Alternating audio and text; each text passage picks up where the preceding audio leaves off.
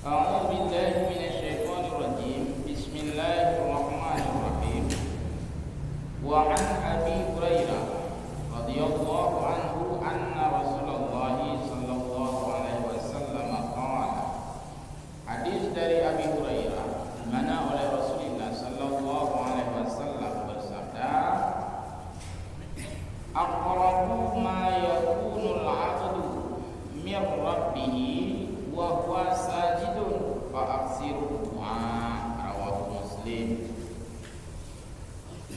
Yang paling dekat keadaan seorang hamba atau kondisi hamba atau perilaku hamba yang paling dekat dengan Allah Subhanahu wa taala, yaitu wahwa, hal keadaannya, posisinya adalah sajidun, dia sedang sujud di dalam salat.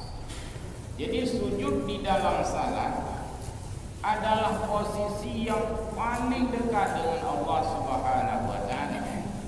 Sebenarnya di dalam salat itu sudah posisi paling dekat. Tanya paling tahu Allah dalam sembahyang. Tapi madangna dalam sembahyangnya posisinya adalah di tempat sujud. Karena sujud adalah terlihat, di mana kitanya menundukkan dan merendahkan kepala yang manyang boleh, sehingga abeh tak pemiuk mana dango-dango abeh pemiuk sehingga terus balik ke tanah bil ardi, ke tanah. Jadi sujud ke tanah ini bukan berarti tidak boleh di atasnya ada alas.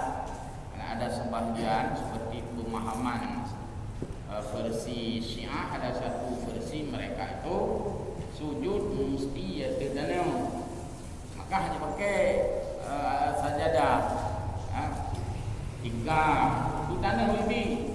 Mereka mengambil debu itu dililung mengacocong hati juga. Jadi sujud di atas tanah.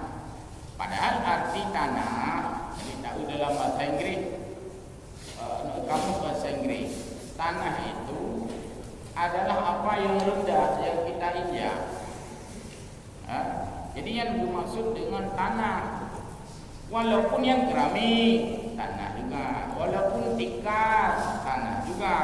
Jadi tidak mesti bermakna tanah yang asli itu, sehingga mereka tidak mau sujud kalau bukan langsung di atas tanah, bahkan menganggap tidak boleh sujud di atas sajadah atau musalla. Kalian kamu bahasa Inggris yang floor ya, floor, lantai, tikar, ya, sebagainya. Baik, jadi terlihat memang kepala yang ada pada kita manusia, kalau kita di luar salat, yang paling banyak yang boleh, nak boleh itu, betul Allah boleh itu, bahkan betul boleh itu, karena baulenya ya, pada kepala itu di sana tempat kemuliaan manusia baulnya itu. Salah satunya adalah otak. Nah, jadi ulun otak, apa itu otak? Sebagai oleh otak, mana itu otak tambah pai, mana selang oleh jadi bagian oleh. Kah lagi hana mata piba oleh, lagi hana kunyung piba oleh, lagi hana perasaan. Jadi semua itu adalah di bagian kepala. Tetapi di dalam kita sujud kepada Allah, mengapa berkah berdereng review.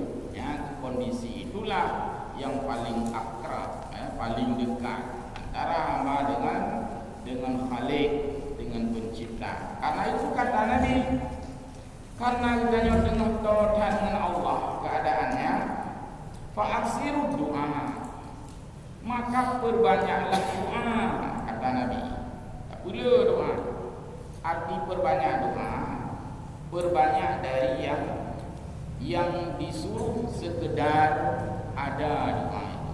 Yang tiga, yang sekurang-kurang, menyolhego hanya kalau kira analu, hegonya standar.